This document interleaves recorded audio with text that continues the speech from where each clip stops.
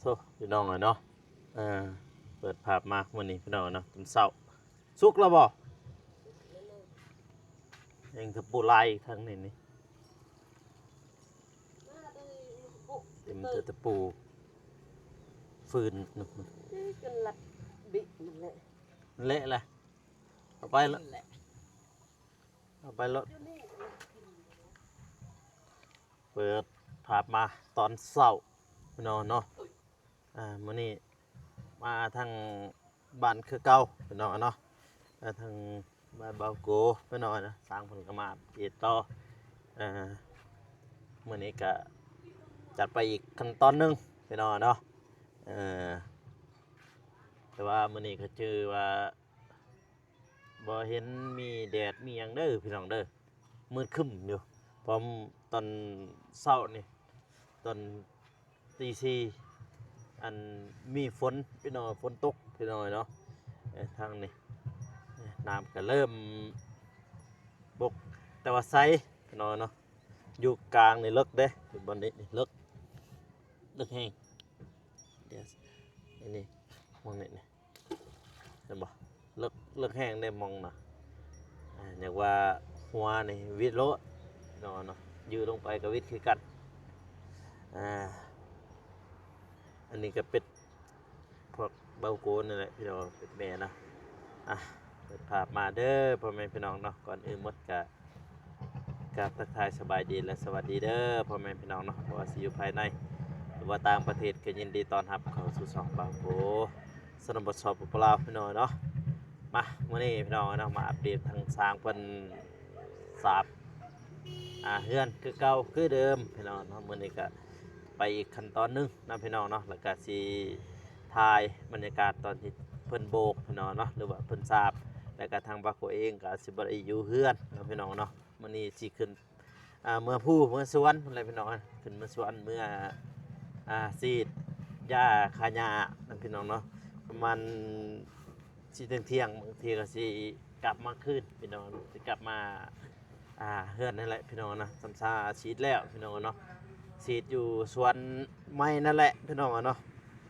แต่บ่ฮู้ว่าสิหมดจักเต้าพี่น้องพอชีดยาคาหญ้าเด้เพราะว่ากาแฟก็บ่ทันได้สูงปานใดเนาะพี่น้องเนาะพี่มื้อนี้เพิ่นมาต่อนี่ได้บัดนี่เมื่อวานเพิ่นต่ออยู่นี่พี่น้องเนาะนี่ต่ออยู่นี่จะตกเฮ้ยนี่ผมเมื่อวานเพิ่นอยู่นี่เมื่อวานนี่เด็กน้อยก็อาบนี่เลยอาบเลยเมื่อวานนี่บั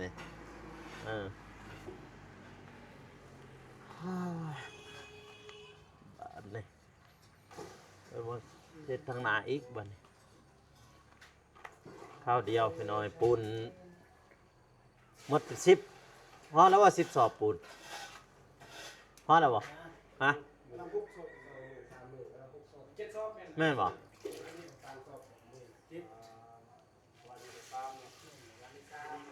นี่ก็3เก้าเด้เราสอบเลยมันจะมี3สอบครึ่งตัว3มันละครึ่งเห็นตัวครึ่ง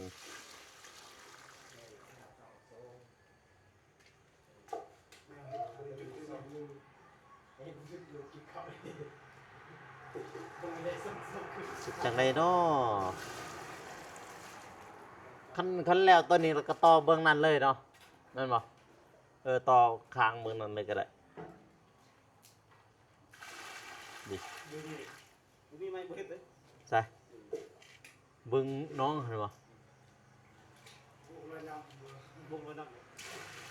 แน่ไหม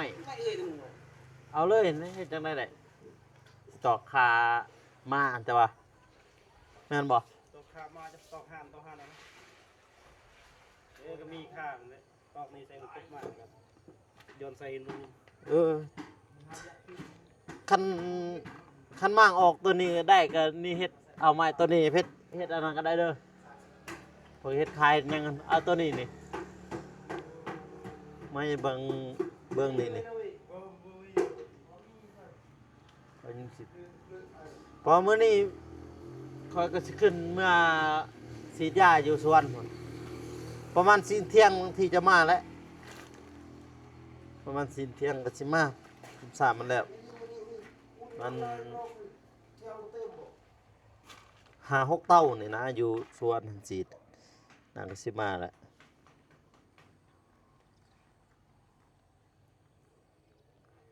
แบบนี้เสียจังไดอันนี้มันนี่อันตัวยืนหั่นนะมาอันขามาอัน ต่อไปนี่จมไปมันแบบเอาไม้ยาวลงลุ่ม อ๋อหันแหละไม่อยู่หันแหละไม่มางตัวนี้ออกแล้วก็พวกนี้เด้ใส่แล้วพวกตัวยืนน่าจะพออยู่ติมาเบิ่งข้างในบัดตัวนี้น้ำล้างอันเราแกะของเพิ่นนี่เนาะเรียบร้อยพี่น้องรวดเร็วทันใจสร้างคนเหตุแบบโจดจะจัดเด้อนะคนเฮ็ดพี่น้องก็เร็วของเพิ่นก็โอเคอยู่เด้ยอมทำว่าโอเคเบิ่งทางนี้น่ะน้ำใสเขียวอึมลึมติน่ะเห็นบ่ก็ยังว่าแล้วตอนมันเป็นน้องใหญ่หั่นโอ้ยอาบพอมันน้องใหญ่อยู่นี่ตัวอยู่นี่แหละตัวกลางมันเลยอยู่เฮือนเบาโกนี่แหละตัวกลางมันไปหน่อยเนาะเฮือนเบาโกกลางมันเลย แต่นี่5กำแพงพุ่นหันกำแพงนั่นนี่กำแพงนี่แล้วก็แต่นี่พูนหาเฮือนสีฟ้านั่นน่ะจะฟ้าจะเข้าเลยจะฟ้านั่นพี่น้องเนาะอะใส่เบิ่งโบกคันบ่เสียบระบบไฟป่องเนี่ยสำเร็จนี่แหละโบก็สำเร็จแค่แหละทางลุ่มคัน อยู่ทบเนาะ ตัวนี้สร้างโอ้บุส่งพ่อดอกปูนนี่บัดนี้ยังอีก6 8นี่8 สอบบ่พอดอกปูนนี่ สองว่า3สอง 2 ฟ้า 3 สอบไล่เบิ่งทางหลังนี่กะว่าจักสอบทางหลังนี่ เงินไล่ ทางหลังนี่เด้โอ้ นี่นะซ้ำเลย ฮะ ปลานี่ปลาตะกะซ้ มื้อนี้ดีฟ้าทางหน้ากับฟ้าตัวนี้แล้วบ่ ำหมดแล้วนี่เพื่อนนี่เจอตะเลียมนะก่อนที่สาม โอ้ นี่จับเลียมวันนี้ก็จับเลียมเดี๋ยวครับ ตายนั่นเลยเลยจะได้ โบ้สิทำไม ตัวนี้เห็นโบกซ้ำนี่แหละซ้ำนี่แหละ นี่วะ ซ้ำอันนี้เฮานี่สตีนนี่แหละสนีไปพุ่นโบกพอทั้งลุมนี่ยังสิทมผมมีเงินทม ถ้า น้องเนาะ ถ้าว่าบ่มีก็จำเป็นนะ เป็น อยู่อยู่เทึงนี่ก่อนบ่ได้มีเงินจึงได้ทมหมอหลุมตัวหลุมตัวเพิ่นพอน้ามันท่วมบ่ได้แถวนี้นี่ถ้าขี่รถจักรนี่เข้าไปเนี่ยไปพุ่นบ่ได้ความท่อมันแหละ ไปใช่ พุ่นขี่อ้อมเอาอ้อมทางนั้นอ้อมทางนั้นแล้วก็วนกลับมานี่เด้ก็ย้อนคกเขานี่ยังท่วมคือกันหนึงเขานี่เขาก็เว้นคือกันบ่แม่นเขาบ่เว้นเขาก็เว้นคือกันเขาเว้นไปทางพุ่นคือกันเขาเว้นเมืองน้ำใส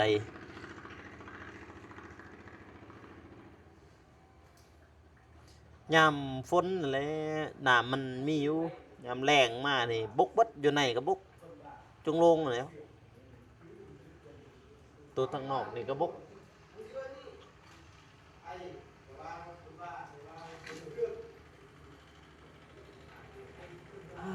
น้อยเนาะ ดูนี่นี่สกอร์ด้วย เบิ่งฮะตัวใดเบิ่งนี่มันสิบริกรมานี่แล้ว มีแต่ตัวนี้สิกรนี่ตัวหน้านี่ก็แม่เขาว่า ไปยังอีก ฮะ ไปยัง เท่าเพิ่นดิ โบโบก็ เออจะโบกอันนั้น เราจะเฮ็ดอันนี้นั่นเนี่ยเนาะ โบกก็ได้โบกเดี๋ยวฟ้าตัวนั้น เลยเก็บงานและ จักมองในแม่เขาสิเฮ็ดประตูนี่เบิ่งเขาสิเอิ้น นี่เลยประตูบนนี่เลย บ่เบิ่งสิเอิ้นเพิ่นก่อนประตูหั่นเซนเอิ้นแม่ซองมานี่ไว้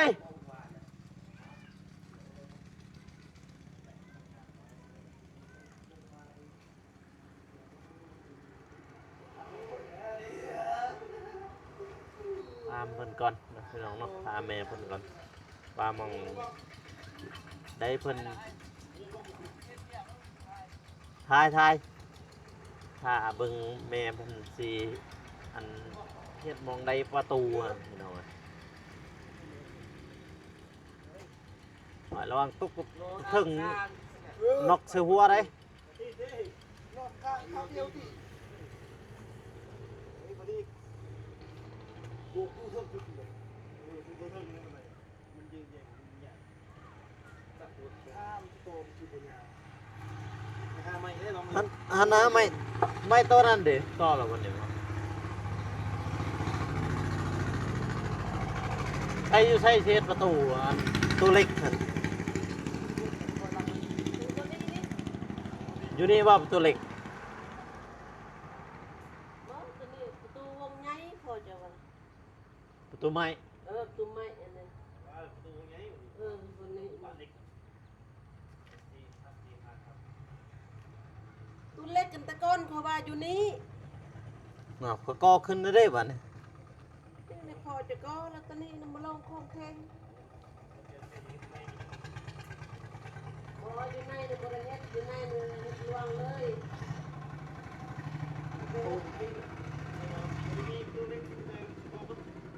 เออมันมีประตูเล็กซั่นน่ะตัวนี้ก่อบ่นี่ยังก่อนี่ก่อนี่ครับนะก่อนี่อยู่นี่โล่งมีแต่ประตูมองนี้ประตูไม้ประตูใหญ่เอาเนาะ คนนี้ คิดว่าไปเฮ็ดประตูเล็กอันนี้ยินว่าประตูเล็กตัวเล็ก ก่อนเขาว่านั่นนั่นแหละจักมาได้พอจะวันนี้เขาว่า นี่อย่าเพื่อน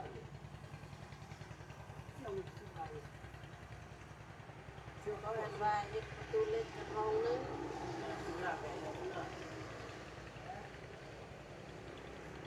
ก่อบึดเลยเสียจะได้ประตูเล็กนี่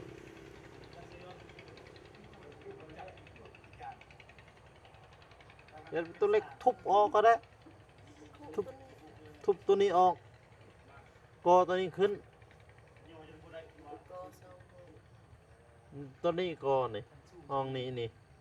ห้องนี้ทุบออกเลย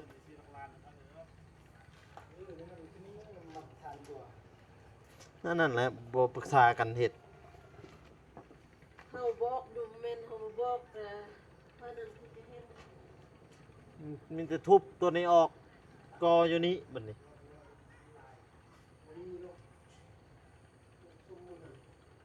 เดือเสร็จอยู่นี่ว่าตัวเล็กค่ะ บ่เฮ็ดตัวนี้หันเรียนมีแค่คนเอาได้นอนได้เลยเอานี่สิเน้นคนได้ ได้ดอกทุบทุบทุบออก ฟังแล้ว แล้วมากอพวกนี้กอนี้กับกอนั้น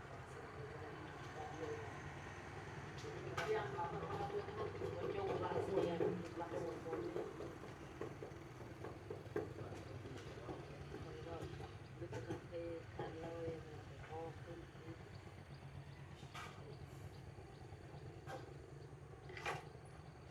ตึกให้เขากอเห็นแล้วบอลนี่เป็นประตูใหญ่ประตูกว้างเลยบอลนี่เขามาตอนนี้มันมีเงินจังสิริ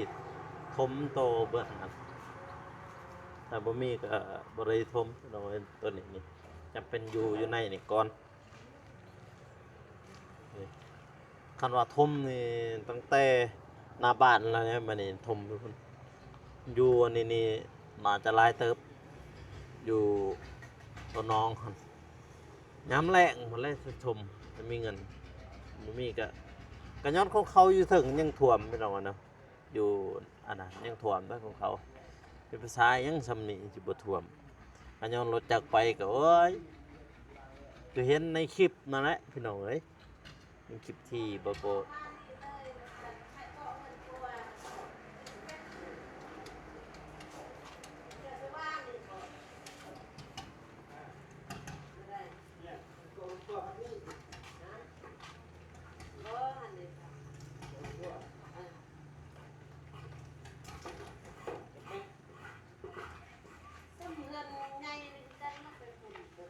สสมทางอันนะสมทางแล้วก็ต่อหุ้นซื่อๆนะ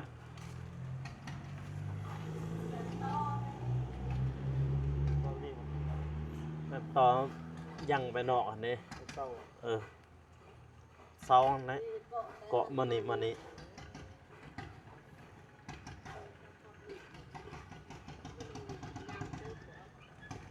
ก็เล็กเศร้าเศร้า เล็กหรือไม่ไม่ไม่ก็ไม่เอื้อยนี่ เศร้า นะ เศร้า เสาก็ เศร้าพูด เสาปูนหรือเสาไม้ฮะเสาปูนบอกเตะเสาปูนเสาปูนเฮ็ดเสาปูนแล้วก็คานไม้พอสิเกาะมันออกมาได้เกาะมันออกมาตัวนี้จะเป็นพุ่นก็เห็นขวานเมืองลังพุ่นเห็นขวาน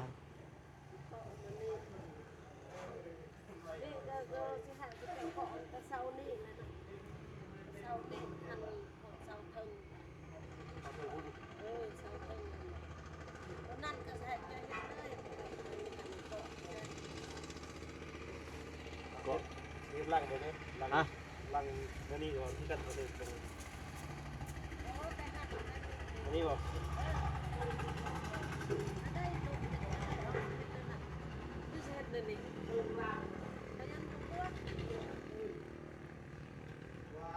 ถ้าเฮ็ดแบบนี้ก็ยากเด้อ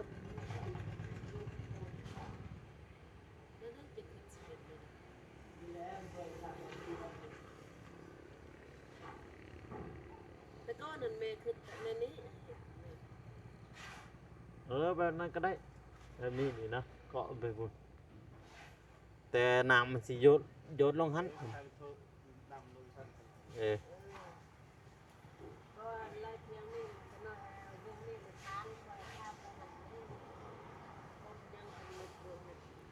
เรื่องหัดอันบ่มีแต่ดินเฮาดินเฮาอยู่ เพราะนั้นเบื้องมันจำไว้ได้ดิ จำ ดินมันจำละ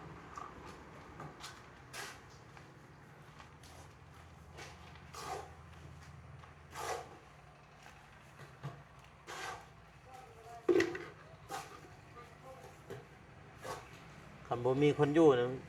สมเจ้าสิได้ตักแล้วนะอันนี้ยันให้เนาะฮะสิไปผู้เด้ไปนามัน เอาเพิ่นเลย ถ้าว่าได้ไปเบิดเลยเด้ถ้าเข้าไปเบิดเลย ถ้าว่ารถกำนันสตาร์ทได้แม่ก็สิไป แต่มื้อนี้พอได้หนังมื้อนี้ก็สิอยู่เลยนะ บ่แล้วพ่อบ่มื้อนี้นี่ พอแล้วหนังพอแล้ว อ๋อมันพ่อก็ดี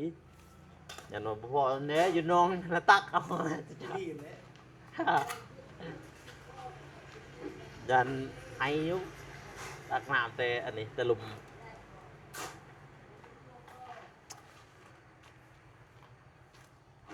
ตอนนี้เราโบกมือที่สองก็โอเคอยู่พี่น้องเนาะ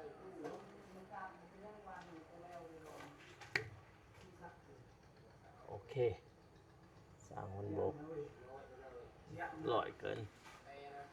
ยัดข้างในสิปุ๊บก็สิเลย เออในข้างในประมาณนี้เนาะพี่น้องเนาะถ่ายให้พี่น้องคนในเบิงได้ชมปูนก็ยังเรือ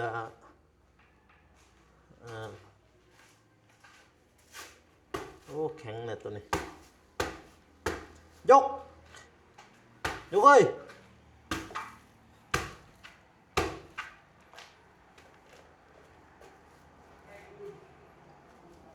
โอ้ตัวนี้คือสิบ่ได้ละ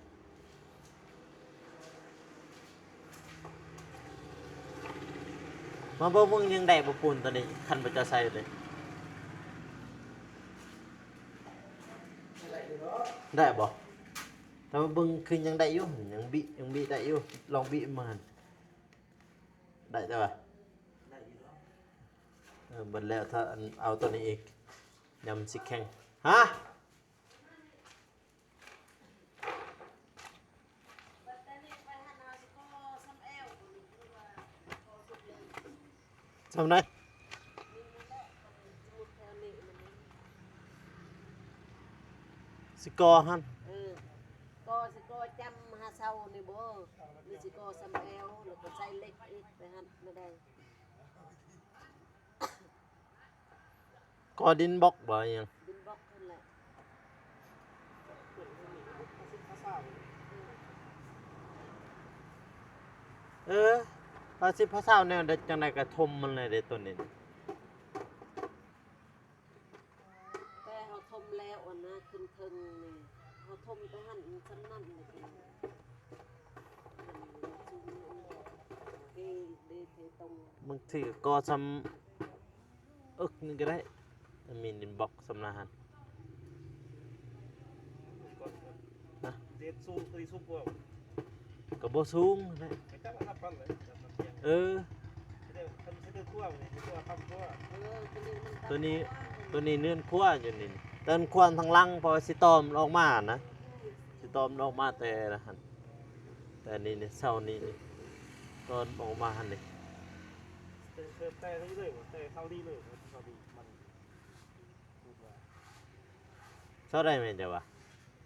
มันสิถือแต่นี่นะแต่นี่มันสิบ่ถือเพราะว่าตัวนี้มันต่ำดิ มันเกิดต่างนะตัวนี้ตัวนี้นะพวกเขาก็ว่าตัวนี้ต่อมานี่แล้วก็หอดซนนั้นแล้วทางหลังจึงว่าทางหลังกันอีก นี่ตัวนี้นี่มานี่อีก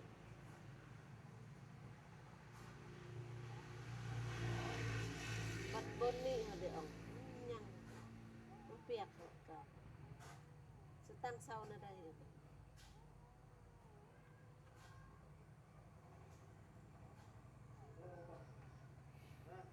เอาแบบขมุงหอบเลยบ่มันสวยเลยนะ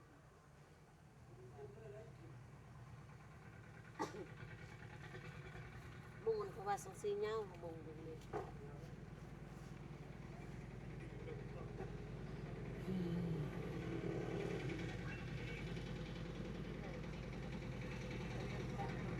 ตัวบนนี่ เดี๋ยวเป็นกัน สร้างนั่นแหละเพิ่นเป็นสร้างนั่นแหละสิเป็นคนทั่วอะไรแต่เสานี่มันมีเสาบนนี้มันเสานี่ นั่นเจ้าจะบวกไปอะไรก็ได้นี่ก็เป็นสั่งว่านี่ตัวเฮ็ดแต่นี่ก็บ่นี่แต่นี่ ก็พอมันว่าแต่หันให้เสามานี่นี่อยู่นี่อันนึงเสมอกับนี่นั่นนั่นเท่านั้น เขาจะทึบลงมานี่ ผม แนวทึบมานี่นี่ให้มันกับเสา บัดนี้พอมาพุ่นนะจึงว่า โอ้พอจะมาเขาจะพัวแล้วนะลูก เพิ่นออกแบบเพื่อนนี่มันเฮาออกแบบเฮ็ดแบบนั้นก็เฮ็ด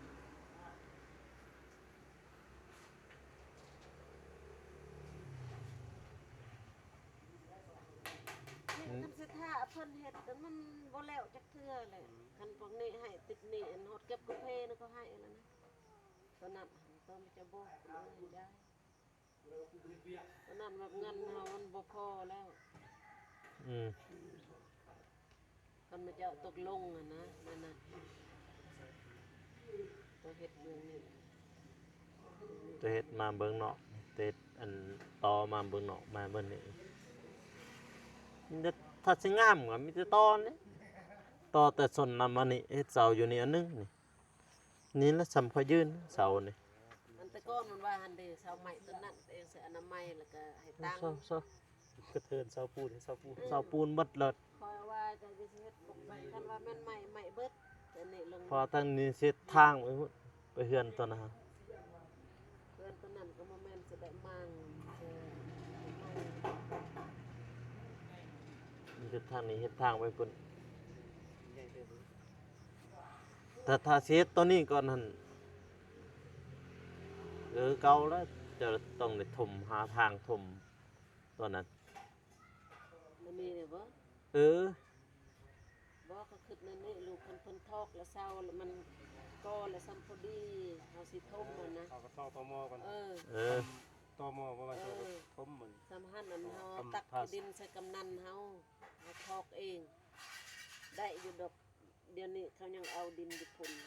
นี่บ่นะ ดินลงสัตว์นี่เขาเอาขมือพวกหายคงดังนั้นนะเขาคิดว่าท่านสิบ่ท่านเขาก็หาลบกันนะคันว่าท่านเฮาอันนี้เองนะทอกเองทำนี่ไม่ได้อะไรวะ นี่คันกอมันขึ้นมาแล้ว คันก็ซ้ำดินมันบ่เฮียบ่คุไปทางอื่นแล้วนะ สัมภาษณ์10พุ่นเด้ก็ ก็นั่นนั่นแหละ ก็สัมภาษณ์10ขึ้นมาแล้วก็เอาดินถมเอาดินไปถมมัน โอ้แต่หันอันจะไล่เศร้านะบนนี่แต่หันมานี่แต่สิเฮ็ดจะได้อยู่สิงามค่ะ มีแต่เทิบลงมานะคือจังซี่ได้เทิบลงมา มานี่คือกันนะนั่นน่ะจะได้ก็สิเฮ็ดได้เราอยากให้มันนั่นแหละ สิเทิบทำกันมายกกับตัวทางหน้าฮะ อันส่งน้ำหน้ามั่ง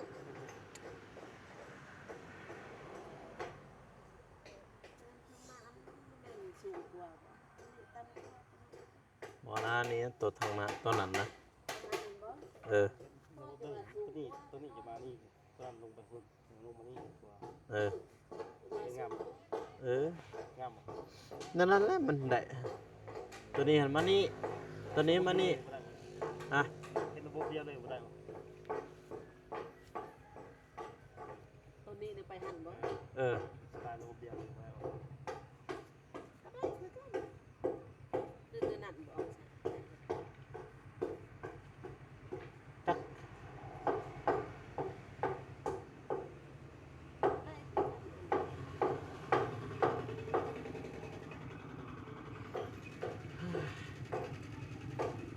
อะไรแบบนี้ก็เอาแบบนั้นแต่เบิ่งเอาตัวนี้ก่อน พอจะน่ะค่อยว่าตะก้อนเติมมานี้ เอาตัวโบกนี่ก่อนตอนนั้นนะจังหวะน้ำลังแล้วเพันโบก แล้วโบกซื้อ แล้วโบกจังหวะแล้วโบกแล้วจังหวะตอนนั้นยังสิปรึกษากันอีกว่าจะเอาแบบใดแต่ว่าทางในนี่คือเห็นอะไรพี่น้องเห็นไหม ข้างในยังสิชม ใส่จงลวงหน่อยดิ รถมันพกรถแล้วบ่สู้ซั่น นี่ดูว่ารถ เลิก หัวทมเต็ม บ่เต็ม บ่เต็ม ไม่ป่าวันยกคูผู้ให้บ่ฮะ ป้าแม่นซะบ่ ฮะนะ แม่นใหม่ไหม ไม่หรือป่าป่าครับ โอ้คือเต็มนี่ก็ยัน40 50อันนี้ แต่บ่เต็มซ้ำน้ำว่ายน้ำออกบ่อมันออกขึ้นมานะแล้วก็จำเป็นต้องได้โบกอีกเด้เอาอันนั้นโบกปูนข้างในข้างนอกอีกเด้ตามบ่อในเขาซึมเขาก็ได้ ทมพลังทมพลัง ล้างก็ทมหมดถ้ามีเงินยกเอ้ยถ้าล้างเนี่ยทมหมดนะถ้าทมต้องสูงกว่าเขาถ้าบ่สูงกว่าเขามันเคยเห็นแล้วจักสีแล้วเอาตัวนี้กันจังว่ากันเบิ่งทางนั้นหน่อยเนาะน้ำก็ใส่ขนาดน้ำนี่ก็ได้นี่มีปลาอยู่ปลาทองแปทองหยัง เอาอ่างลงปะแจหันอยู่ใน เอียง เอาน้ำนะจึงมันบ่กูดอีกเอาอ่างมันลงแล้วก็โบกอยู่ในแล้วอยู่นี่ในเฮือนห้องอาบนั่นแหละก็โจาะโทรใส่ไปหั่นประมาณนั้นนะอันนั้นสิเฮ็ด ยากหน่อยเนาะ มี อ่ะกะประ มาณนั้นนำพี่น้องเนาะมื้อนี้ก็อัปเดตให้พ่อแม่พี่น้องเพิ่นได้เบิ่งได้ชมนำพี่น้องเนาะแล้วก็สิได้ปรึกษาทางทีมหรือว่าทางครอบครัวปรึกษาครอบครัวอีกพี่น้องเรื่องต่อเฮียนนี่ยังหลายขั้นตอนพี่น้องเนาะสิทมนี่อยากทมอยู่แล้วเนาะพี่น้องเนาะแต่ว่าเงินนี่ก็บ่ทันได้มีพี่น้องเนาะเฮาท่านี้ก็เบาโกก็ขอตัวลาไปก่อนเด้อพ่อแม่พี่น้องเนาะก็อย่าลืมฝากกดไลค์กดติดตามเนาะเพื่อเป็นกำลังใจให้เบาโกเฮ็ดคลิปต่อๆไปเนาะท้ายนี้เบาโกขอตัวลาไปก่อนเด้อพ่อแม่พี่น้องเนาะก็อย่าลืมฝากกดไลค์หรือว่ากดติดตามเพื่อเป็นกำลังใจให้เบาโกเฮ็ดคลิปต่อๆไปเด้อพ่อแม่พี่น้องเด้อสำหรับคลิปนี้ขอกล่าวคำว่าสบายดีพี่น้องแล้วเจอกันอีพีหน้าเด้อพี่น้องเด้อบ๊ายบาย